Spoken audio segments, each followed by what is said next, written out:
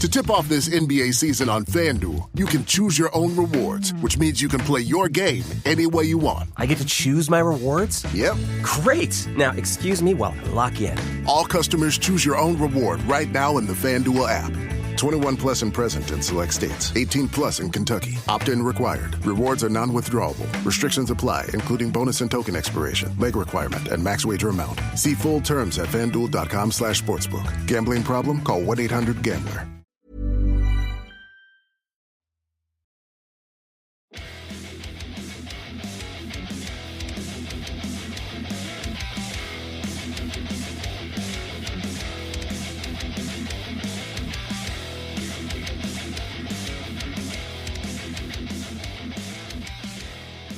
Hi guys, welcome to this week's episode of Heavy Metal Tones from me, your podcast host, Tony Evans. This is the second part to our ongoing special through 2026 of 50 years of punk, 1976 to 2026. Last week, the last episode, we did 999, one of those bands you'd never heard of. And I had friends reach out to me and say, yep, I missed that lot. Amazing, thanks for switching us on, which is great. So this time around is a much more recognizable member of the scene, but very much early on in the birth of the movement. In fact, Poly Styrene, the lead singer of X-Ray Spex, the band we're going to talk about now, first saw the Pistols play as a cover band, or did covers, at a near-empty hall on the end of Hastings Pier. That's a coastal town in England, if you don't know those overseas. Made her think to go on and perform and make a punk band. She had previously released a single, though, Silly Billy, which was a sort of reggae, sort of ska-influenced song, only a little bit, just maybe a year before that. Anyway, I digress. I'm going far too quickly, too fast. So why did I choose X-Ray Spex, and why Poly Styrene? Well, I chose X-Ray Spex because a lot of the things about punk, as you'll get to know during this series, or you might know if you've listened to my shows before, people have this image in their mind that it's fast, that it's non-musical, they couldn't play their instruments, they were aggressive, they spat, they were violent, they beat up old ladies, that kind of thing.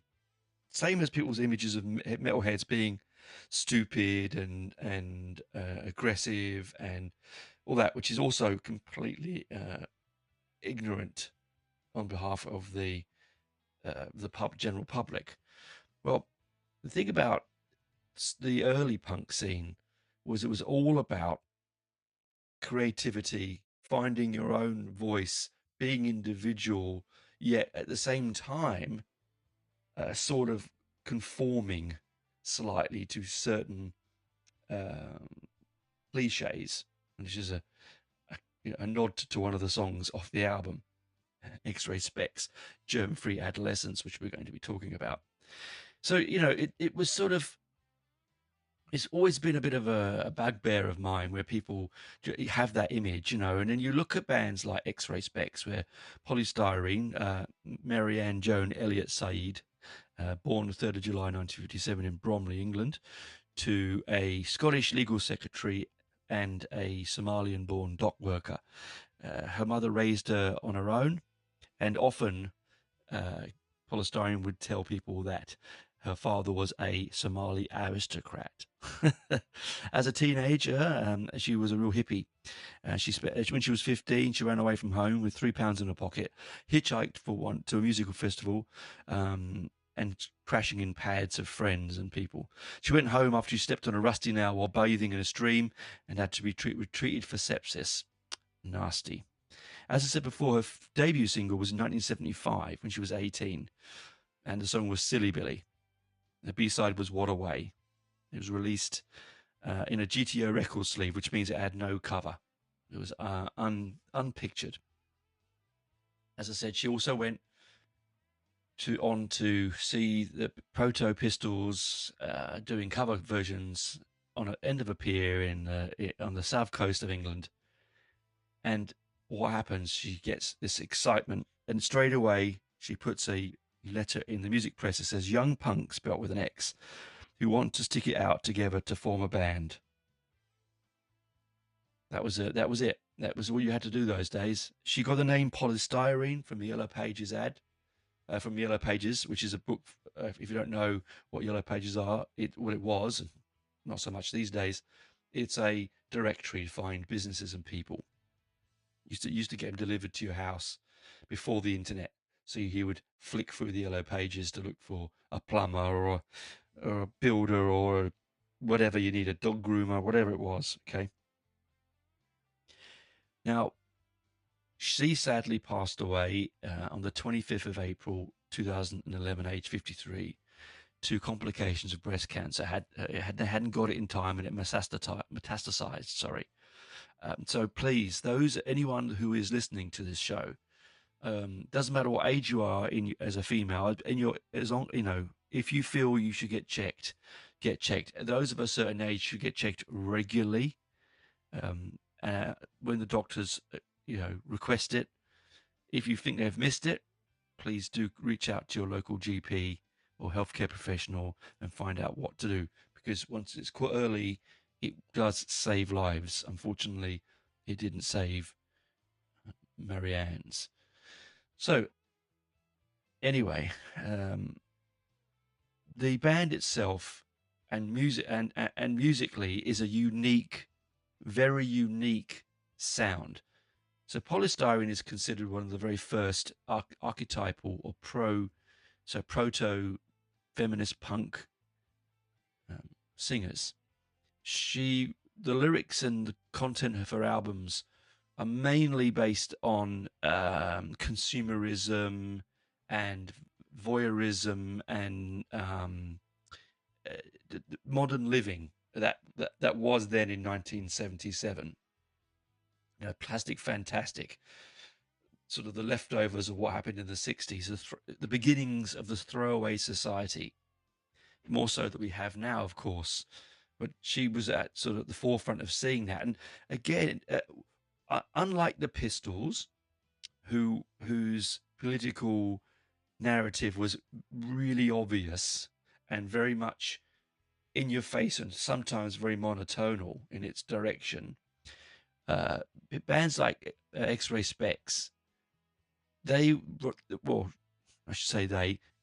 Styrene wrote lyrics that were wrapped up in far more flamboyant and roundabout way, but also talking about things that were probably more, let's be honest, probably more what the teenagers were worrying about. The Pistols, as we spoke many times about them, but there was all politics and there was teenage angst, but a lot of it was politics. A lot of it was sort of in an aggressive, punch you in the face kind of way.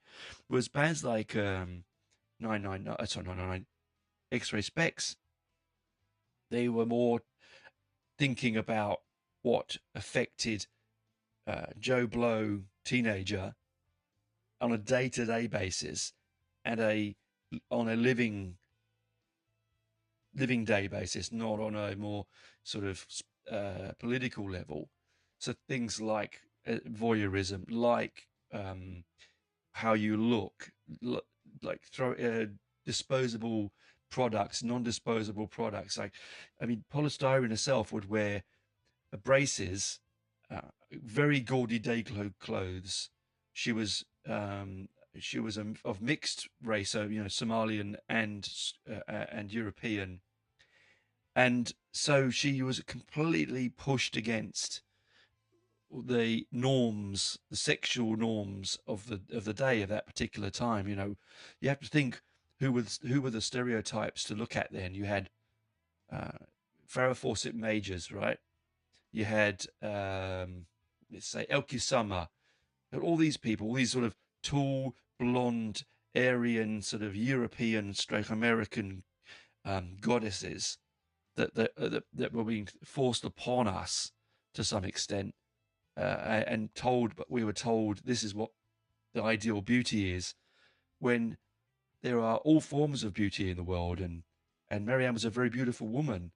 She just did it in her own way, with dreads and twists and things in her hair, and day glow colors, and those amazing braces, and that huge bright grin.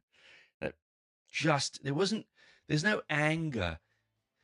Interestingly enough, there's no anger in her voice. When she's singing, there is lilting moments of sadness, and there is sounds, voices. There's a slight bit of disappointment sometimes in some of the tracks, but by no means is there any kind of anger. I would say anger on there. Okay, she later in life became a Hare Krishna and spent her time recording her later solo albums in their at their manor and their recording studios. I wrote the manor's name down, but I'm gonna butcher it when I say this. Bahaka Vida Antava. I don't know. Again, sorry to upset anyone. And she was a devout vegetarian, which does come across again in the music here, in some of the lyrics and some of the songs, because like Crass, a band I've talked about before, they were extreme sort of activistic vegetarians. They would attack chicken battery farms and all this sort of stuff. Anyway, she I think felt about her way in the way the hippies did, that they were like me, devout vegetarian, but they would live their own way. They wouldn't tell other people how to live. And I think that that comes across in the music. Now, we haven't talked about the music yet. The music on this album is spectacular. It is in one of my top favorite albums of the punk era ever. My wife and I both love this album dearly. I have all the singles off it. The singles that came off it were Bondage Up Yours, okay, backed by I think, what was Bondage Up Yours backed by? It was backed by I'm a Poser. Now, the thing about Bondage Up Yours, it was a single that launched them, and it is a single that's really fascinating in its way. We'll talk about the lyric. I want to talk about the lyrics here because it's not released. It's not on the album itself. They recorded there was a live version of it recorded at the Roxy Club, and it was on a compilation album. Virgin heard it, went to them and said, "Hey, let's do an album." And when they recorded this as a single, it lost itself in translation. So if you can hunt down the live version, and it's on a compilation album called Roxy Club WC2, the Roxy Club WC2, you might find that it has a lot more punch to it. Again, it's a song about being subversive, blah blah. Put my teeth back in, Tony. Subservile. Okay, that's what I meant to say. I don't know what subservient means anyway. Yeah, it's interesting one. As I said, it's got a strange I don't know. I think the live version of it's much better. It's saying that what it's saying is it's a rallying cry. She later described it as a call for liberation. I was saying, bondage, forget it. I'm not going to be bound by laws or consumerism or bound by my own senses. He has a line in it: chain smoke, chain gang. I consume all. You are tied to these activities for someone else's profit. Okay. X-Ray Spex, it also has its instrumental lineup features saxophonist, unusual for a punk band, I thought. And a woodwind player particularly stand out, as it was a girl called Susan Whitby, known as Lara Logic. She was just 16 years old in mid-77. And the band manager Falcon Stewart had helped convince Styrene that the presence of a second woman in the band would soon be a boon to their marketing. Whitby's free-form style on her horn, writes Maria Ra, she's music press writer, often yielded staccato walls that faded quickly, like those of a sax player whizzing by in a car. Redubbed Lara Logic, her signature rough rasp would feature prominently on "Oh Bondage Up Yours." And there's a lyric here where it says, "Some people think that girls should be seen and not heard." Poly Styrene somberly intones, "But I think that the voices suddenly raises into a scream, "Oh, bondage, up yours, 1, 2, 3, 4." Then the band kicks in with a wall of immediacy. And it feels, and she's, in her words, said it's like being having a custard tart pie thrown in the face. There's fuzzy power chords, careering saxophone bleats, Styrene's half-chanted, half-sung vocals, a mixture of glee and rage that particularly trails off into a caterwauling shrieks. This is the would I say this is the because the live version is much better than the recorded version. So she's right. It does have all those mixtures, but there's a bit more kind of, in the live version, there's a lot more roughness to it, which has that real feel of early visceral punk, very much one of those things that like very much like early Susie the Banshees, like Subway Sect, like Eater, these bands that were sort of rocking around the Adam and the Ants, that were rocking around the Vortex and the Roxy and the 100 Club. These bands had a sort of no care, sort of ethos. I'll make whatever noise I can out of this instrument, and I'll learn to play it as I go. Some of them were very already proficient, and you can hear that on this particular album, that all members of the band had a proficiency beyond the means of some of the lesser known punk bands. Now, they only had one album and a lot of singles, but yet people still think of X-Ray Spex as a one-hit wonder, which is really, really, really frustrating to fans of the band and to music historians like myself. There's a sort of want them to be nothing but a one-hit wonder.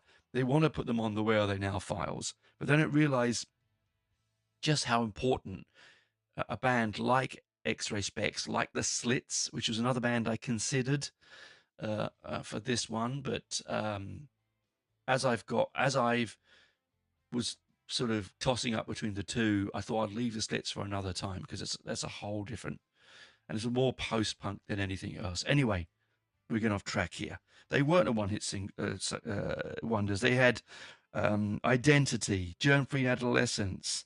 They had highly flammable, with Let's Submerge and Warriors in Woolworths as B-sides. This is the sort of thing. I'm a Poser on the B-side, as I mentioned. These weren't one is just one album, but you could say that about the Pistols. But no one in their right mind would put a Pistols in the one-hit wonders Where Are They Now files. It's not a single person would do that without any kind of, having to be restrained by someone else. Anyway, I'm again off the track. Germfree Adolescents comes out. The band itself is the music itself is high energy. There's saxophone, as we mentioned. There's woodwind.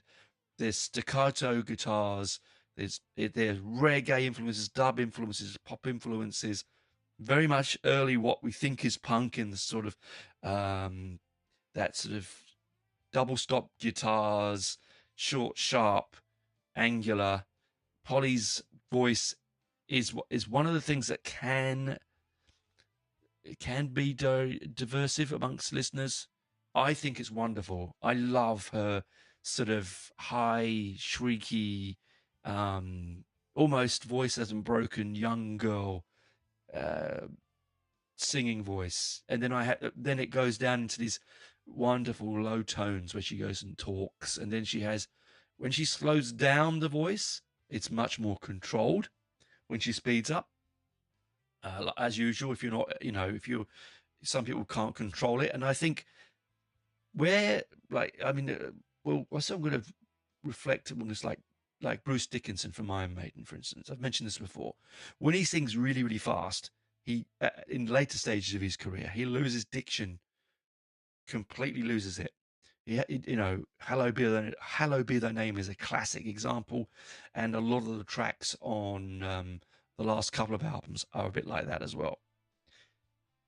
Same with Poly Styrene. There's a point where she's trying to force the lyric in across the line at speed of the music, and at a range that that she's not quite grabbing. But in the same way, that's what gives it its wonderfulness. Is what gives it its shrill and its shriek and its power and its gleefulness.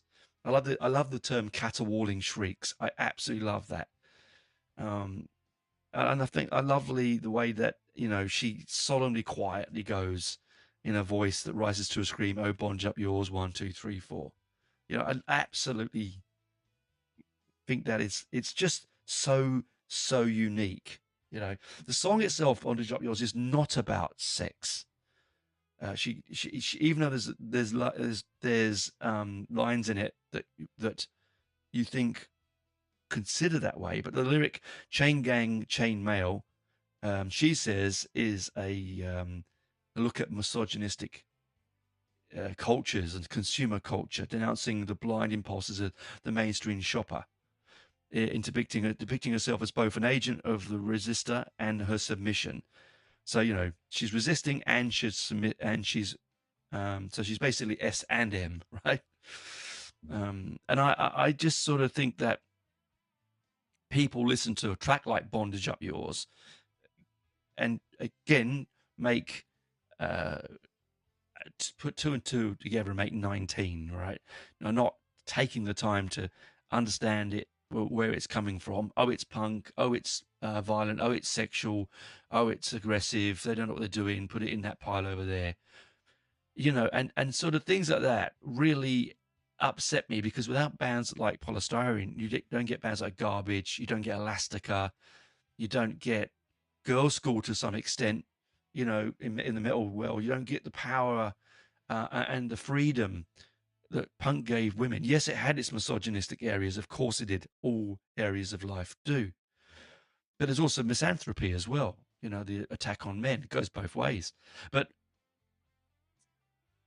what I'm saying is, this corner of the vast universe that is punk and new wave from 76 onwards to now is the glorious era, the area where you can just be who you want to be, say what you want to say, look how you want to look, not because you're trying to shock, not because you're trying to batter anyone down, but just to be you, yeah, just to be prove yourself to other people that, hey, I don't have to be a 6'2", slim hipped, flat-chested, blonde American superstar to be a sexual being or attractive to someone, and also I'm not being judged on how I look. Consequently, of course she is. This is the sad aspect of it, isn't it? She is being judged on how she looks because she's doing that for herself. She puts herself forward to look like this. So people who don't want to see anything but those sort of archetypal stereotypes of beauty will judge her on how she looks. So in theory, she is being judged, but she's choosing to be judged. She's not saying, you know, I'm putting my sexuality out there so you can buy my products or endorse me or make me feel validated. She doesn't need it. She's putting it out there going, if you find me beautiful, fine. If you don't, I do. Feminism at its utmost, sort of its best statement of feminism at that time, in my opinion. Anyway, enough jibber jabber. We'll come back to the other side. We'll have a little bit of a break. I'm going to go through the members of the band. I haven't done that yet. That would be a disservice not to talk about them. And then we'll talk about the album itself, track by track. You know, sort of the ins and outs of each of it. It is a brilliant album. If you wish to do so, please go stop the show here. Go listen to the album. It's on all streaming platforms. I have 2 versions of it on vinyl, particularly. I've got the original one, which comes with a printed sleeve that looks like bubble wrap, which is fabulous. And then I've got the reissue that came out, and they released a book to go with it in 2021 called Dayglow, the Poly Styrene Story. It was written by her daughter, Celeste Bell, the surviving daughter. There was also a documentary that came out in 2021. It was crowdfunded. and it was directed by Celeste and by Paul Sng, SNG. I can't pronounce his name. Sning. Which is now available to watch in most streaming platforms, I think on YouTube. They released the album again. I have a copy of it here. The new copy came with a lovely poster. It was numbered 1 to 1,000. I think my one's 600. And it is on Dayglow pink vinyl. Like all the singles that came from the album, they were all brightly coloured. They're very much in the vein of most punk singles of the time. They were multicoloured vinyl with interesting sort of artwork and packaging. Both of those albums are available. I'd say that the reissue is more available to pick up than the original. The original one I've had since I was 16. So it's been with me for a long time, and it's one of my cherished possessions. I absolutely love it, and in fact, all my singles from them are as well. I used to play those singles to my then girlfriend, who's now my wife, and she absolutely loved it. Now, as I said, I've jibber-jabbered on too much. Pause it, go listen to the album, and then come back after the ads, or skip the ads. Go to I'm really bad at this. I'm really bad at self-promotion. Go to patreon.com/heavy metal tones. Sign up for $2 a month Australian, and you get ad-free episodes. Anyway, see you on the other side. Bye for now. To tip off this NBA season on FanDuel, you can choose your own rewards, which means you can play your game any way you want. I get to choose my rewards? Yep. Great! Now, excuse me while I lock in. All customers choose your own reward right now in the FanDuel app. 21 plus and present in select states. 18 plus in Kentucky. Opt-in required. Rewards are non-withdrawable. Restrictions apply, including bonus and token expiration, leg requirement, and max wager amount. See full terms at FanDuel.com/sportsbook. Gambling problem? Call 1-800-GAMBLER.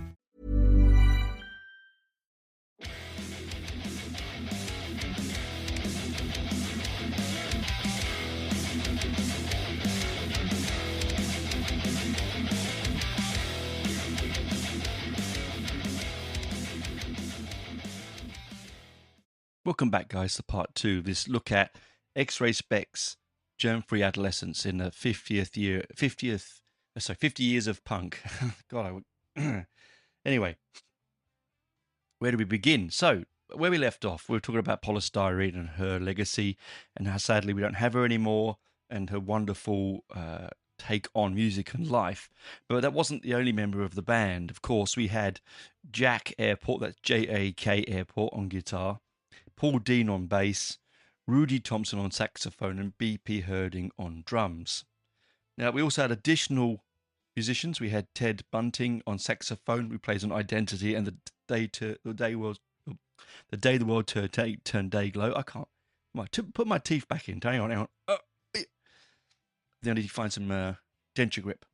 Laura Logic, as you spoke before, on saxophone on Oh Bondage Up Yours and I'm a Cliche.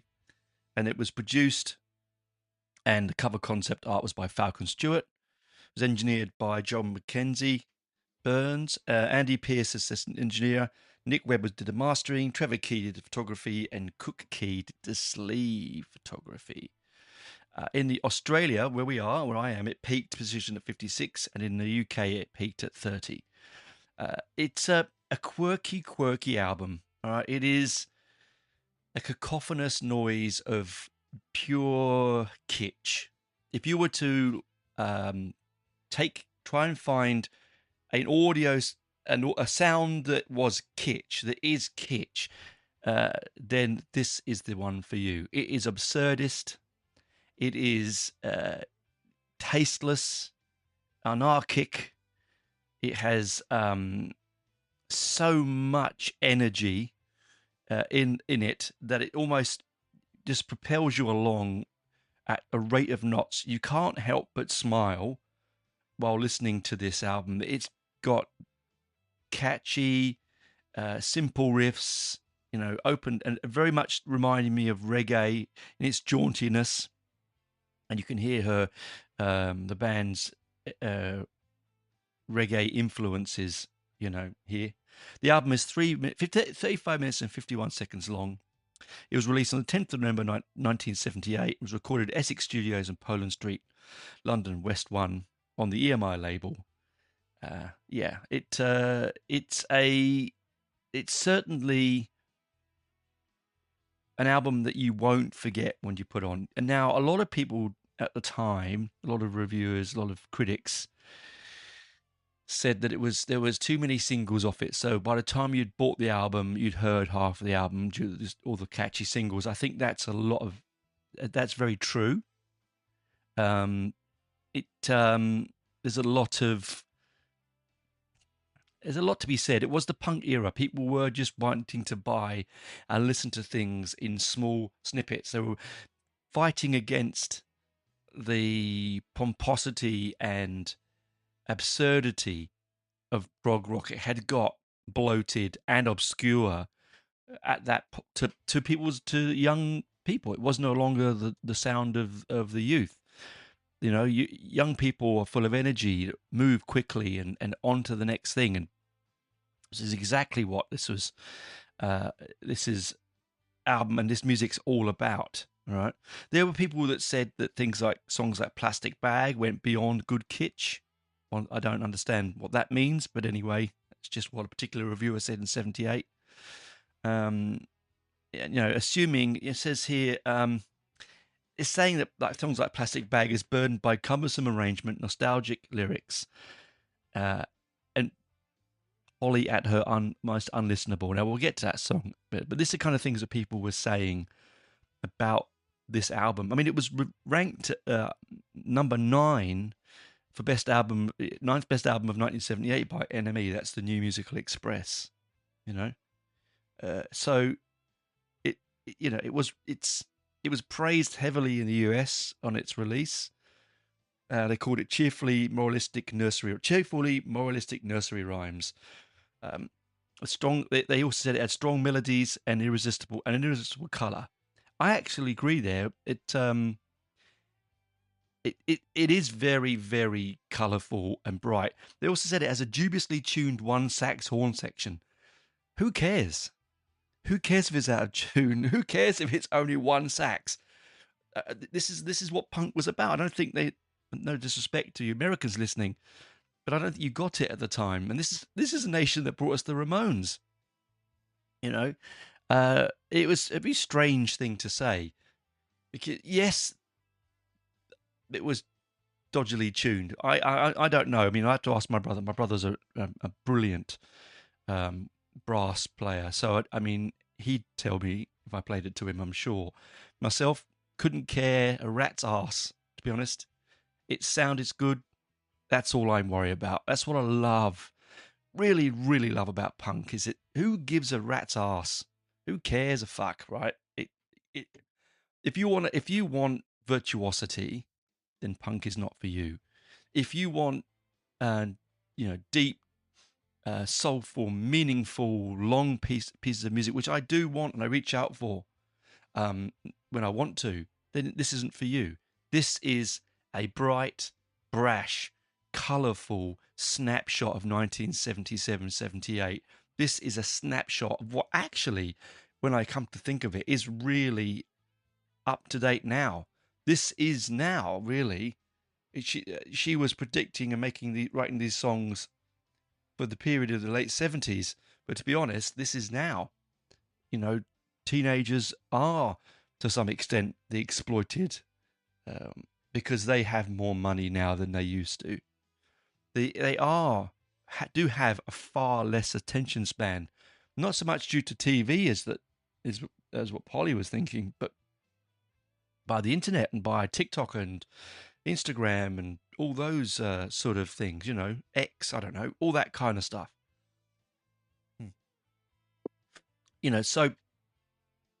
Sorry, I said a T. That kind of thing, right?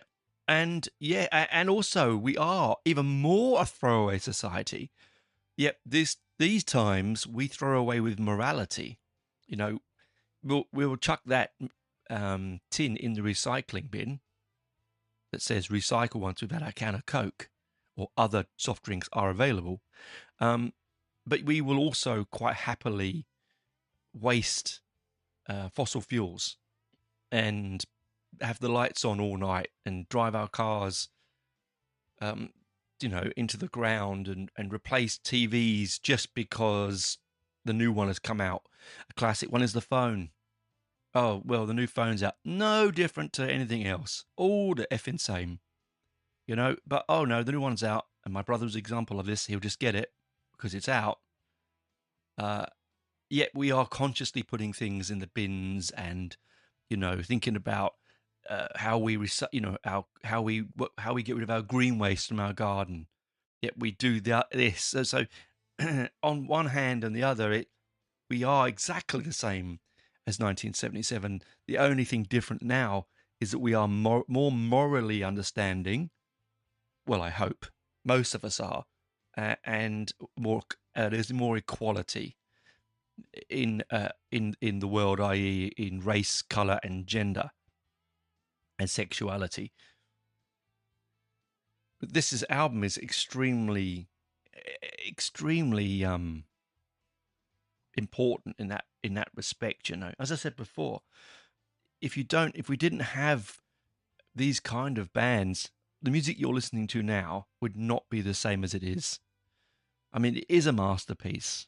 It's a genuinely amazing. And that's why I struggled to think which album to pick for the next one. And again, I have to say that due to my wife's love of this album, it did sort of come down to that a little bit, because we used to listen to it a lot. Now the track listing here. This is on side A. We've got artificial, so art, I as in letter I, and official. So a play on the word artificial. Now I said in the first part about Poly's voice. Poly is a beautiful, beautiful voice, as you can hear on her solo albums and so on. But she did what John did. I mean, John Lydon would always said he had a honky-donkey voice and didn't know what he was doing. And there are points where John can be very beautiful, and there are points where John can be angular and almost unlistenable. And that's because that's his art. That's how he brushes his color across the canvas. That's how he writes his words on the page. It's how he acts his way across the stage, okay? That is the way that he does that. So I think this is the same thing with Poly. She's playing those word games. And artificial is a good example. It opens up with opens up with that fantastic call to arms with that artificial. It's just talking about the fakeness of modern music, modern art, food colorings, food, the mood of the nation, the fakeness of everything that was out there. Everything was a powdered thing. If you had a dinner, it was in a tin. If you had a pudding, it was powdered.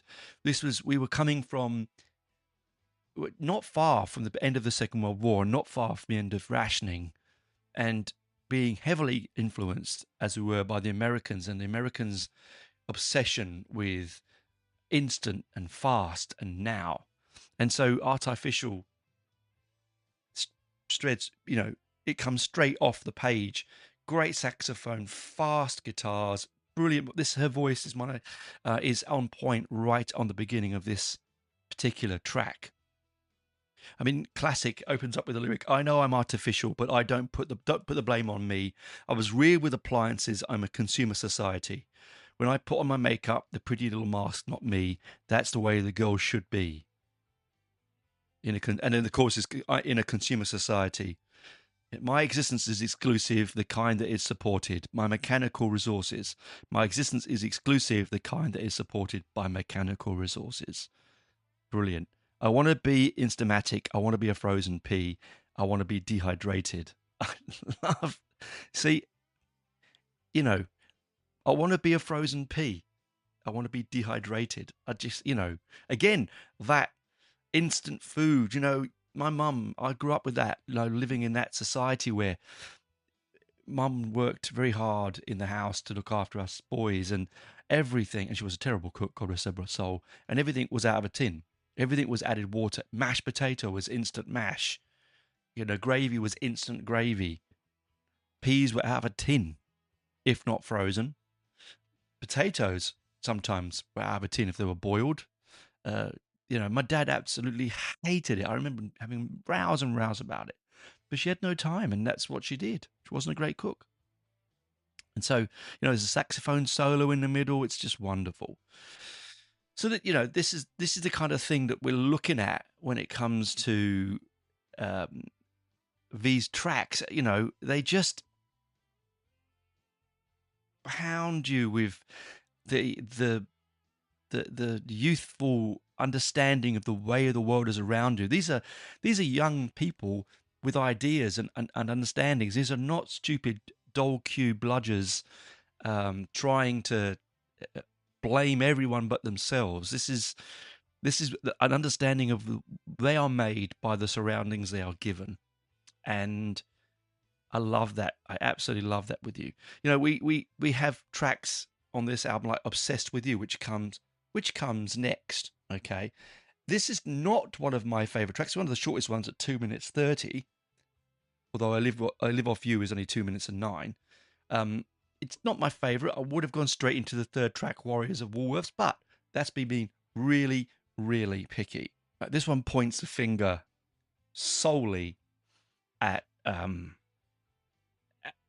the image, or the perfect image, concepted, created image of the pop world, of which we were getting a lot back then. There were a lot of pre-made bands and bands that were sort of brought together, very much like the 90s with the boy band explosion.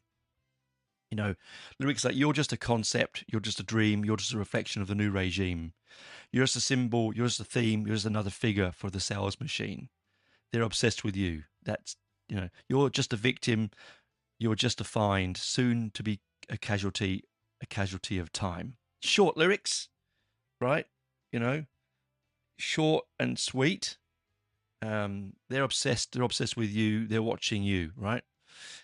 So, it's that kind of it's that sort of, what was it, reality TV, Big Brother, shameful exploitation of the youth market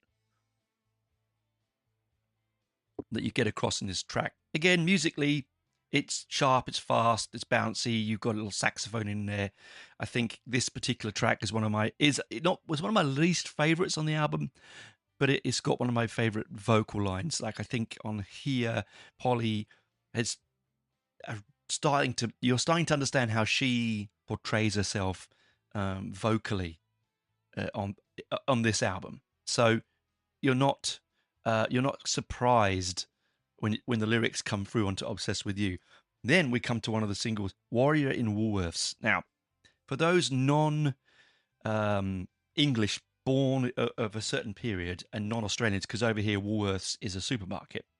Woolworths in America was different to Woolworths in the UK. Woolworths in the UK was a shop for everything. I think it might be in America, I don't know, but it was a shop for everything. You could go into Woolworths. There was all different counters. There was a pick and mix counter where you got your sweets. You could go and buy a packet of lollies, sweets, whatever you want to call them, candies. Go over and buy a pound of nails. The other counter and get myself a pet, something for my cat. You could go. It did everything. It was trying to be a one-stop shop. It was also one of those places where you're considered. It was considered quiche or kitsch to buy there towards the end. It was like "Are you being served?" kind of mentality. You didn't pick things up. They gave them to you from behind counters. That's my memory, but I could be wrong. Okay, but it's also got a really, really catchy, singable, poppy nuance to this. The way that she sings "Warrior," it's like "Warrior, warrior." You can see why it was released as one of the singles. It's got a really great, or B-side, so it's got a really great catchy track to it. He's a rebel of the underground, she's a rebel of the modern town. He's a rebel of the underground, she's a rebel of the modern town. I love that. It's obviously a love story, right? warrior in Woolworths. His roots are in today. He doesn't know no history. He threw the past away. So just like, bad boy, his hair's growing out. His blonde's going brown. He's like, you can imagine some kind of leather-clad bikery type sort of teddy boy kind of thing, wandering around Woolworths looking tough, picking up chicks. There's a saxophone solo in there. He gets here, dips on Friday nights, youths meet at Stockwell Tube, weapons rule their lives. So he's he may be a boy that she knew that worked at Woolworths that was a bit of a rebel, that they would go out on the raz, on the fight, which was quite common, and it still is common now, where people would look for fights, the fact that I love the way the way that she named chicks Stockwell Tube, because Stockwell now is a really nice part of London, but back then it was really rough. Youth meet at Stockwell Tube, weapons rule their lives, so they would just catch up and fight to almost just a, like very much like they do now and always have done, this sort of testosterone driven, look at me, I'm a tough nut kind of guy, Good track, brilliant, well worth, it's for a short and sweet for a pop punk song, I should say. Then there's Let's Submerge. This is a little bit more, softer in its musical direction. I mean, it's still fast and hectic and punk, right? But I think 3 tracks in, it actually sort of settles itself down. And it's still very much a traditional punk. It's very much that 3-chord, ascending and descending, sorry, sort of bastardized blues riffs, the rip-off of the Chuck Berry riff that they were doing back then. Her vocal points here are quite, sometimes here on this track, because it's going at a bit of a speed, as I said before in the first part, you do lose enunciation. The lyrics here, it's a dark and eerie and it's really late. Come on, kids, don't hesitate. We're going to the underground. We're going down to the underground. So basically, a lot of time in the 70s, and I suppose so much, even not so much now because of observation cameras and cameras everywhere, but we would spend it, and I remember doing it in the late 80s, early 80s and mid 80s, spending time on the underground. You'd go on, you'd probably evade the fare, to be honest. You'd jump over the barrier or whatever, and you'd just travel around London in this subterranean world, jumping out wherever you felt like, usually picking fights with people. I wasn't one of those, but I do know the types that were like that. Not mugging old ladies, not nicking handbags. They weren't thieves and thugs. These were just energetic teenagers with nothing to do because the state had taken most of that away from them, and they had nothing to do. The Hades ladies are dressed to kill. Dagger glares from Richard Hell. I absolutely love that, because Richard Hell obviously is from the Voivoids, right? An American punk band and from television. But the Hades ladies are dressed to kill. Beautiful writing, tension heightening, heating frightening, thunder rolls as fast as lightning. I mean, I know it's all, schoolboy rhyming, but it's brilliant. If you got the urge, come on, let's submerge. It's dark and eerie and it's really late. Come on, kids, don't hesitate. It's a nice and simple lyric, right? Subterranean is a bottomless pit. The vinyl vultures are after it. Molten lava, sulfur vapors smouldering onto obligate use. Great. I've got the urge. Come on, let's submerge. Right. I like the way that she's just saying, look, let's go, let's get away, let's be different, let's hide away. Absolutely brilliant. Again, traditional. Well, now traditional. Back then probably not so much. But it's a punk. It's very much in the vein of the style of punk from that period. Very much so. And then we get on to where are we? I Can't Do Anything. Okay. I Can't Do Anything is, it's a nihilistic piece of music. It feels nihilistic in its lyric. It's very nihilistic in her tone of voice and in the guitars. Even though it's sort of kitschy and happy, it's still nihilistic. I can't write and I can't sing and I can't do anything. There's a lot of that nihilism in punk at that particular time. There was a lot of that I can't do this and I can't do that. A lot of those sort of northern punk bands were good at that. The Sham 69, very good at that. Sort of that nihilism, even though they were creating these great pieces of art, music that will live forever, they were always full of nihilism, you know. I can't read and I can't spell and I can't even go to hell, which means you can't even be rude and offensive, right? I can't even sin. I can't love and I can't hate and I can't even hesitate. I can't dance and I can't walk. I can't even try to talk. Freddie tried to, and it's a brilliant, I don't know where this comes from, but you'll find yourself singing this to yourself. You will. You're just going to, right? It slows down into the chorus, and the chorus comes out of nowhere. Freddie tried to strangle me with my plastic popper beads, but I hit him back with my pet rat.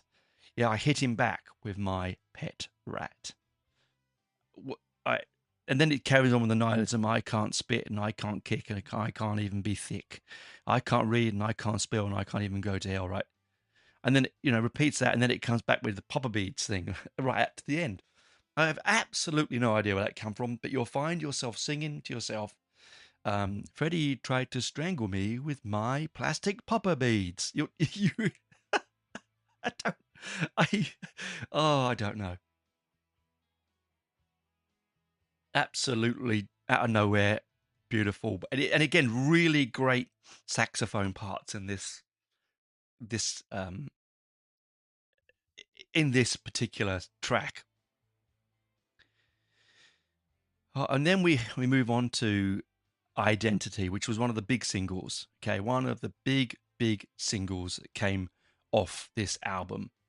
It is well worth the album itself, just giving yourself a listen to the single Identity. One of my wife's favorites, one of our favorites, we played a lot.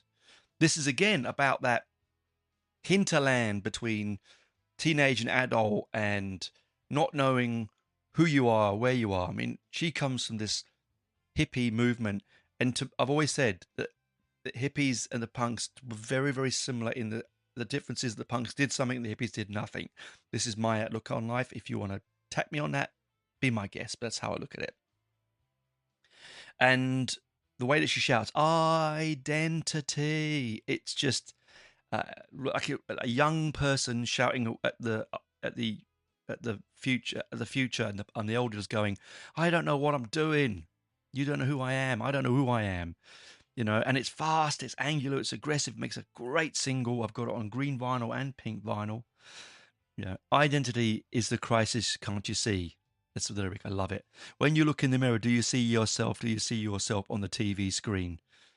Do you see yourself in a magazine? Does it make you scream? It's very simple, right? Very simple. When you look in the mirror, do you see it quick? Do you take the glass and slash your wrists? Did you do it for the fame? Did you do it in a fit? Did you do it before you read about it? Again, this is, people jumping in for the instantness of fame, the instances of money and color and attainment before they've even thought about it. Before they even realize the consequence. And Sid Vicious is a good example of that consequence. And many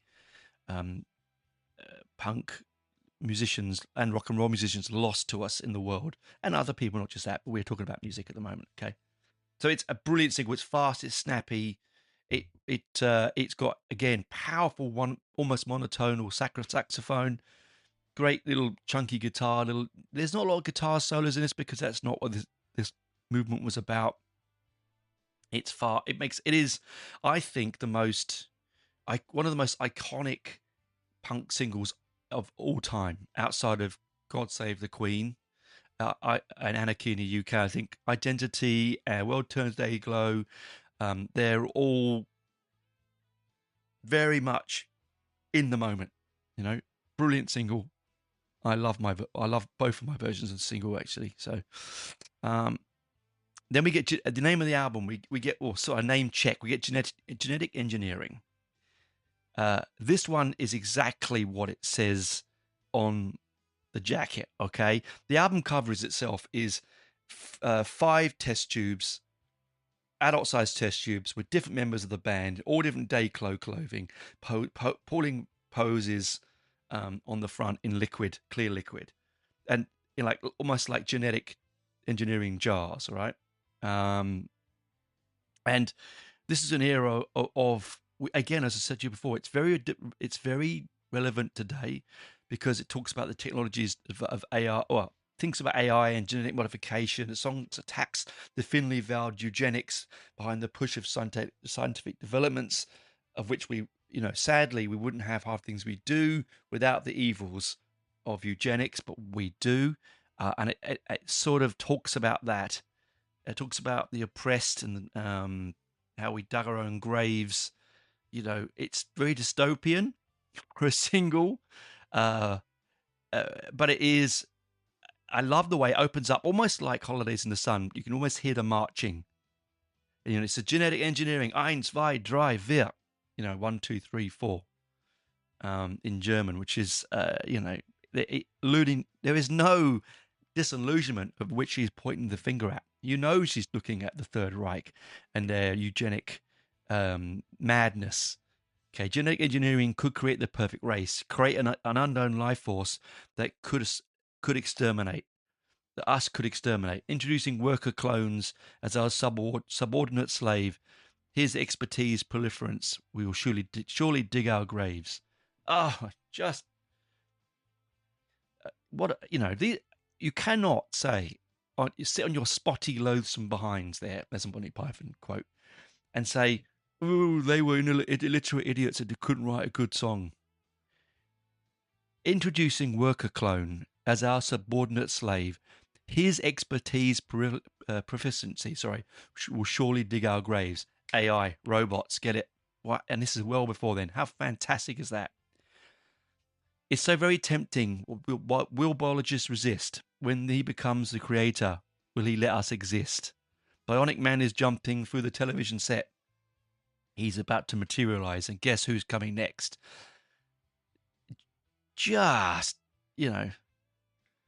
it's so very tempting. Will biologists resist? When biologists resist, when he becomes the creator, will he let us exist?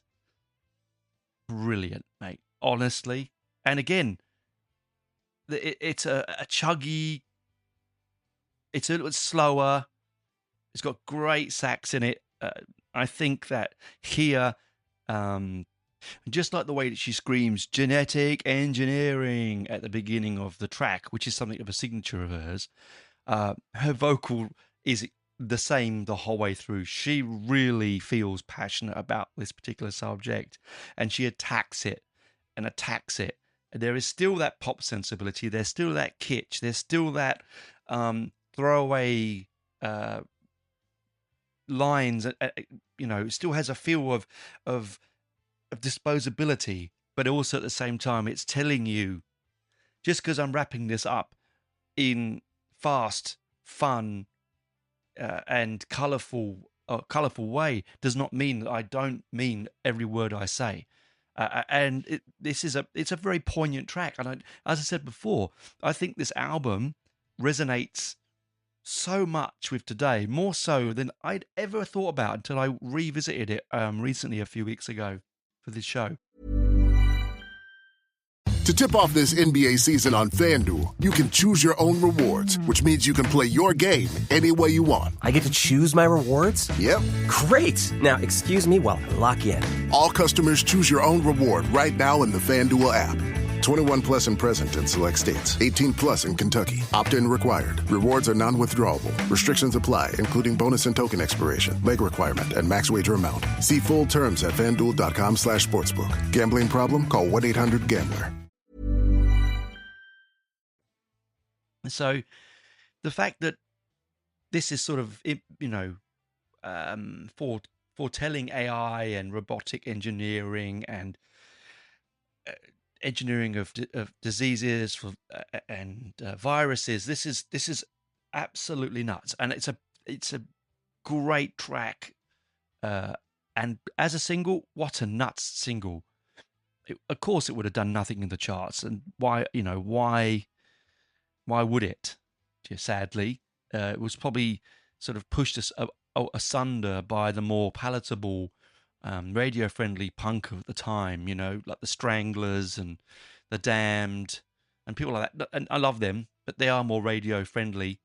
X-Ray Spex, as I said before, her voice, Poly's voice, is not for everyone, and I think that's a sad aspect. I think you should try and listen to it and give it a go. Don't put the first track on and go, oh no, it doesn't sound like Hugh Cornwell or something. Get out of that mindset and into the test tube of color and madness that she produces. Right, that's the only way you're going to do it to understand this album. And then we get "I Live Off You." Now, "I Live Off You," it's got a really catchy chorus. I really love, again, here, I think her voice is more palatable because it's slower.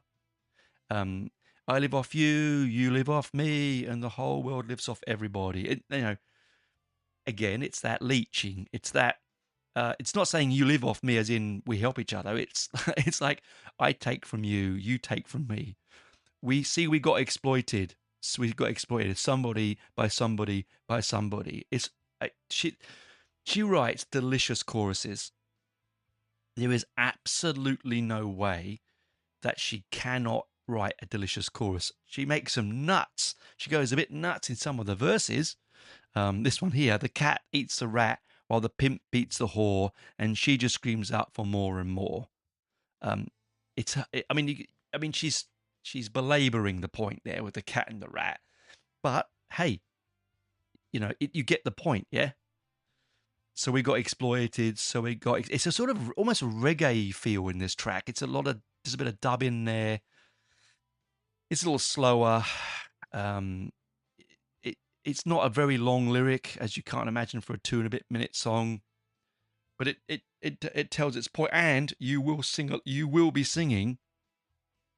So we got exploited. You'll be singing that to yourself after listening to this track. If you don't already and haven't already heard the album, you'll probably find this one the most palatable so far on the album. Then we have I'm a Poser. Now, I'm a Poser, okay, is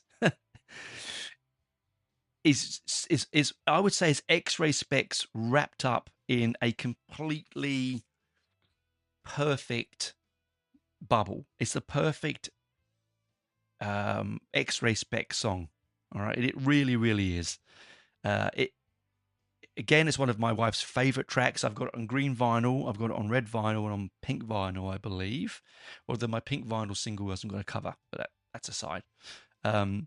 This one's angular, very sharp saxophone, very fast and direct, and very sing along. You can see why this was a single, and it's considered one of the best punk singles ever made. I can see that why as well. I'm a poser and I don't care. I like to make people stare. I'm a poser and I don't care. I like to make people stare. Love it. Exhibition is the name. Voyeurism is the game. Stereoscopic is the show. Viewing time makes it grow, grow, grow, grow. And it goes jigga, jigga, jigga, jigga, jigga, jigga. It's just got that, saxophone roll on, that beat that takes you and drives you through, the guitar's staccato in the background. She's just having so much fun over the top. My facade is just a fake. Shock horror, no escape.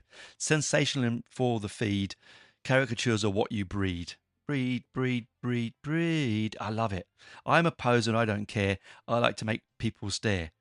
I remember when I first heard this single when I was a teenager, I honestly thought that she was saying, I'm a poser and I don't care. I like men with blonde hair. I genuinely did. And to this day, I will still sing that occasionally to myself. Now I've said that, hopefully if you've got this far in the show, you might not be unhear it. anti-art, that was the start. Establishment like a laugh. Yes, we're very entertaining. Overtones can be portraying. Um, so like anti-art was the start. So that's the point about punk, wasn't it? She's having a go at punk at this point. Yeah, she's saying that punk was about breaking everything down, all art, all societal structures, all norms, all everything, and re-establishing. And then it became the establishment. And now they're portraying themselves because they're just very entertaining. No longer are they telling the truth, their truth. I hate that term. Oh my God, I can't believe I said it. They're telling the truth that they believe in. Like all great art movements, like Bauhaus, like the German. Oh gosh, I've gone blank. Experimental German art. The cinema of the 1920s, expressionism. Sorry, it all becomes leached and into mainstream eventually. That's all how things work, isn't it? Drugs are made for the elite, and then they become ours. Technology is made for science, then it becomes ours. So it's just a fucking brilliant single, and it's one of those singles that once you hear it, you're just gonna. If you haven't heard it before, God, I envy you. I can't believe there's people there listen to this who may never have heard this, and when they put it on, I'm like, how have you never heard this? Oh my God. Anyway,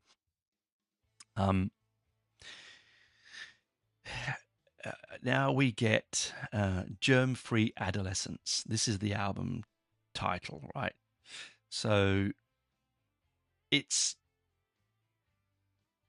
a slower, far more poppier song. The cover of the single is brilliant. It's got little panels of stylized 70s cartoons cleaning themselves and looking after themselves. And this again is a slightly slower track, and it's also a little bit more easy to hear her on the vocals. Well, I think anyway. You might think differently, but it's a song about how we were, I think in the 70s, particularly later 70s, we started to think as a society in the UK, possibly elsewhere about what I cannot say, about cleanliness. I mean, we've always been clean people. We've always been clean, of course, they are clean people. But we were aiming products at teenagers to say that, hey, you want boyfriends, you want girlfriends, use this deodorant, clean your teeth, use this shampoo, use this spot cream, use this this hair gel, right? This is what they were trying. They were making this ideal, and this is what again Poly's pushing against, this ideal. Yeah, I know you're antiseptic. Your deodorant smells nice. I'd like to get to know you. You're deep frozen like ice. Which is also saying that, hey, you're so standoffish because you're so prim and proper and clean. He's a germ-free adolescent. Cleanliness is his obsession. Cleans her teeth 10 times a day.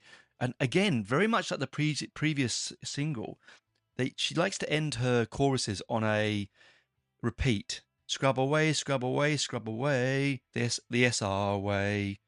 Now, SR way is a play on like things like the toothpaste. Adverts are like, it's the SR way, and so it's very lovely the way that she's sort of using the TV of the time and her experiences and experiences of younger people around her. You may yet to touch her if your gloves are sterilized. Rinse your mouth with Listerine. Blow disinfectant, in her eyes. But it's funny how she can get away with saying Listerine, But, I love the way she said, you may touch her if you wear gloves are sterilized. She's like, it's a really croony song. It's quite slow in proportion to the rest of the album. Yeah, he's a germ-free adolescent. Cleanliness is her obsession. Cleans her teeth 10 times a day. Scrub away, the SR way. Her phobia is infection. She needs one to survive. It's her built-in protection. Without fear, she's given up and die. this could be 2020, right? He's a germ-free adolescent. Cleanliness is our obsession, right? Just lovely. Just a real sort of look at the way that we are now obsessed, even more than ever now with the since 2020, particularly with the extreme of cleanliness. You know, there is a point, like she says here, her phobia is infection. She needs one to survive. Even then, they knew, and we know, that you have to build an immunity to infection. It's a built-in protection. Without fear, she'd give up and die, right? I think what she's saying there is that if she's with fear, she's staying away from things dirty and won't have protection. Could read differently, don't know. Brilliant track. They're all fantastic. Really, the only one I don't really like is the second one, as I said. Then we move on to Plastic Bag, the one I said before that people didn't like. The reviews at the time were not favourable. I think it's one of those ones where they were doing it a lot then as well, where they're telling you the year. It's like punk is year zero. So it's 1977, we're all going mad. It's 1977, we've seen too many ads. It's 1977, we're going to show them all apathy's a drag. Again, it's almost like this is prototypical Oi almost. She's, really fist in the air, shouting this one out. Vocally, she does lose it slightly, as I mentioned before. It's a little bit cliche, but again, this whole album is cliche, is it not? My mind is a plastic bag that corresponds to all those ads. It sucks up all the rubbish that is fed through by my ear. I eat Kleenex for breakfast and I use soft hygienic Weetabix to dry my tears. Yeah, I mean, she speaks that out. She speaks that out as if it's an ad. It's like it slows down a bit. I think this one is pushing the limits, but I still love it. I still love it. With crossed and tangled lines, content with confusion that is plugged into my mind. I don't know what's going on. It's the operator's job, not mine, I said. My dreams are I daren't remember or tell you what I've seen. I dreamt I was Hitler, the ruler of the sea, the ruler of the universe, the ruler of the supermarkets, and even fantastic me. Again, I think it's just a very clever look at what we were fed through every communication point, visually, sonically, books, magazines, audibly, written word, as I said. And as John Lydon said, the written word is a lie, isn't it? Anyway, I'm not, again, I dreamt that I was Hitler, the ruler of the sea, the ruler of the universe, and the ruler of the supermarkets, and even fantastic me. I think she was just trying to get something to rhyme with me and see work well. But yeah, it is a bit of a throwaway track. Again, it's quite slow. There's a lot of sax on it, as always, chugginess. Her voice is lovely on this track, though. I mean, I know it can be a little bit hard sometimes to listen to, but I really don't mind it, to be fair. I mean, apart from the opening line where she speaks, my mind is like a plastic bag. She just jumps at the speed of the song. As I said before, very much where she can't keep up. And it's like da na na na na na na na na na na na, like the very popular thing of the day, to go as fast as possible. And yes, the Clash did it. Mentioning the year, I think so much so that this is why Poly's doing it on this particular track. It roots it in its time. It tells you where you are. Does it date it? Not really, because it doesn't go on about anything political, or it's quite abstract. It's just saying that we are controlled, and there was that feeling back then, and it never really went away, and it's never really gone away. There's always a part of us that thinks we are controlled. Always a part of the society that thinks we're no longer part of the hive mind, if you know what, we're part of the hive mind, if you know what I mean. This episode is dragging on. Sorry, I'm loving it though. I really can't speed this one up too much more. We finish on the album, the track that everyone may know, "The World Turns Dayglow," a sing along.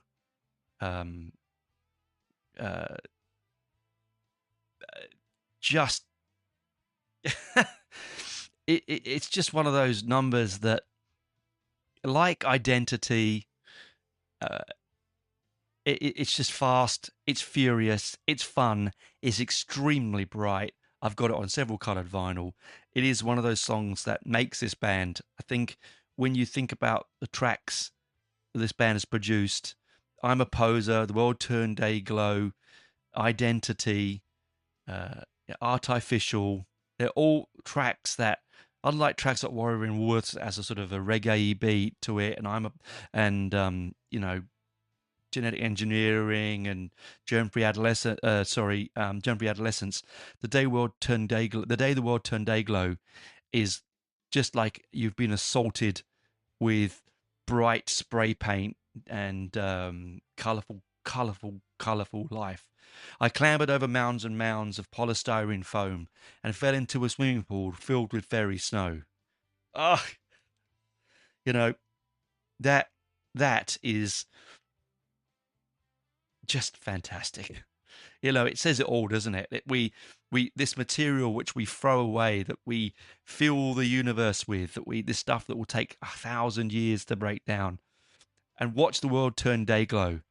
And the way she says, it's like it's a real punkness. This is true punk for me. This single, it along with Identity, it's just one of those singles that you go, fuck yeah. This is what the first movement of punk really is about, I wrenched the nylon curtains back as far as they would go and peered through the perspex window panes at the acrylics road. Everything is fake. Everything is different. Everything is made from a packet and bought out of a factory. It's just brilliant.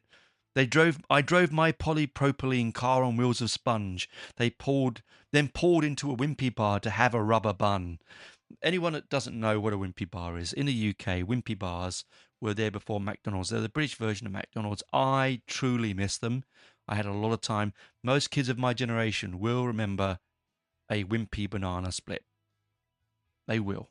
A wimpy burger and a banana split for a couple of quid. You really couldn't get it. Was our fast food, yeah.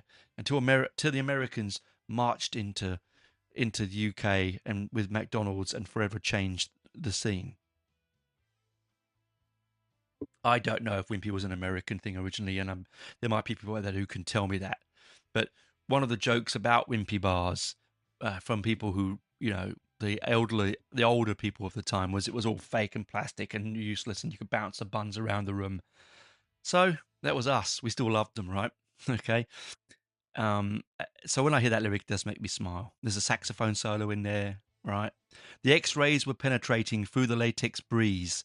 Synthetic fiber see-through leaves fell from the rayon trees. The X-rays were penetrating through the latex breeze. Man, where does someone come with that? That's beautiful. Synthetic fiber see-through leaves fell from the rayon trees. Everything's made up, right? Everything. And again, it ends there. She could go on. She could belabor the point. But in a 3-minute track, that's as far as you need to go. And that's where the album ends. Okay? I'm only doing the classic album that was released in 78. I'm not talking about the specials or all the extra bits on. This is the album that you can get on vinyl, on both original release and re-release, It's just, just brilliant. Sorry for the drag on, but I could not make this album go. I couldn't talk about this any quicker if I tried. I know it's a long one, probably the longest one I've done in a very long time, but this is truly, if I'm out of this year's punk 50th anniversary year of punk that I'm going to talk about, this is probably one of my favourites to do, and I think it shows. Brilliant album, right from the beginning of Artificial, right to the end at the day world turns dayglow. You're just going to have a joyous journey of artificial colorings, bright colored fabrics, throwaway non-recyclable materials, and the adolescents that thought the world would never end. What a brilliant, brilliant moment in punk. And it's a genuine joy to not always think of punk as aggression, anger, politics. There's some politics in this, of course, because we're talking about world, the world itself. But do you know what I mean? There's beauty in this. There's joy and fun. And I just love it so much. Anyway, enough from me. Please do come and like and subscribe. Please go listen to this album. Next week's episode is an interview I did with Brian and Richie from Sun Decay. I reviewed their album a few weeks ago. I got down to sit down with them. It was an absolute blast. Hope you join me that next week for that. But otherwise, keep rocking, keep enjoying the heavy metal, enjoy the rock. Do get yourself into punk if you're not into it already. Enjoy this album, because I know you're going to. Bye for now.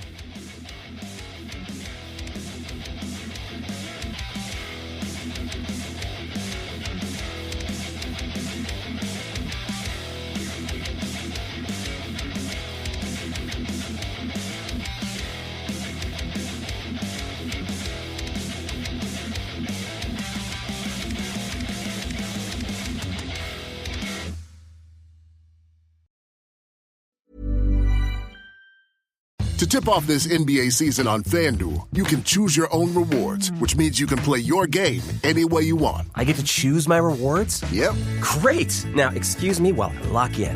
All customers choose your own reward right now in the FanDuel app. 21 plus and present in select states. 18 plus in Kentucky. Opt-in required. Rewards are non-withdrawable. Restrictions apply, including bonus and token expiration, leg requirement, and max wager amount. See full terms at FanDuel.com/sportsbook. Gambling problem? Call 1-800-GAMBLER.